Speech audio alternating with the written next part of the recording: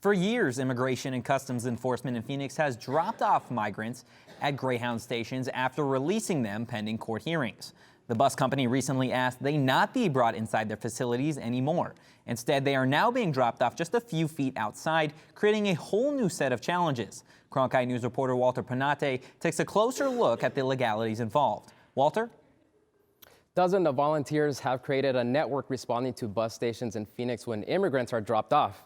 Many of these families do not have money and have to wait on a relative or advocacy group to buy their ticket onto their next destination. This was the scene at one of Greyhound's bus stations in Phoenix, just moments after dozens of migrants were dropped off late last week. Well, they're not allowed inside the Greyhound station, but we were at least at the parking lot on a sidewalk, at least against a wall where there was some shade. So now they forced us out to an intersection on a sidewalk.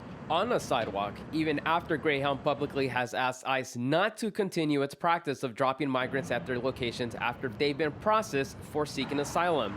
Immigration attorney Ayensa Mian says ICE is able to skirt this request by dropping the migrants off on the sidewalk. They're technically following the law. Could they do more to make sure that these people perhaps don't become victims of a crime if you're leaving them in the middle of the street? Absolutely. Greyhound, the manager, Mr. Garcia, has said that he has spoken to ICE and begged them not to drop them off here. Melissa Hubert is a church volunteer who helps these migrants right after they're left at these stations without money or travel arrangements made. Many of them don't speak English or Spanish, instead, indigenous languages. Volunteers are expressing their frustration with Greyhound's policy, but by law, they're not breaking any rules. Technically, in any private property, if I don't want someone in my property, I have the legal right to refuse to allow them in my property.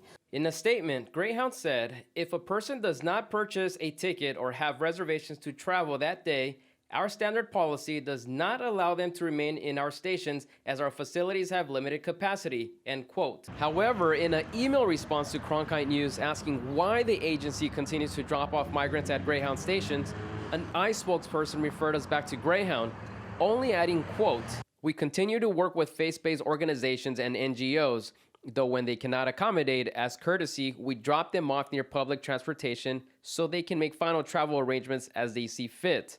One of the challenges is finding a place for these migrants to sleep before sundown. If not, they'll be forced to sleep on the street. But we need shelter. They need somewhere to sleep. So definitely City of Phoenix needs to talk to ICE, needs to figure out what's happening in their own backyard. Migrants aren't able to pay any sort of travel arrangements while in custody. We asked ICE why this is the case. They responded they don't have the authority to detain them after they've been issued release paperwork.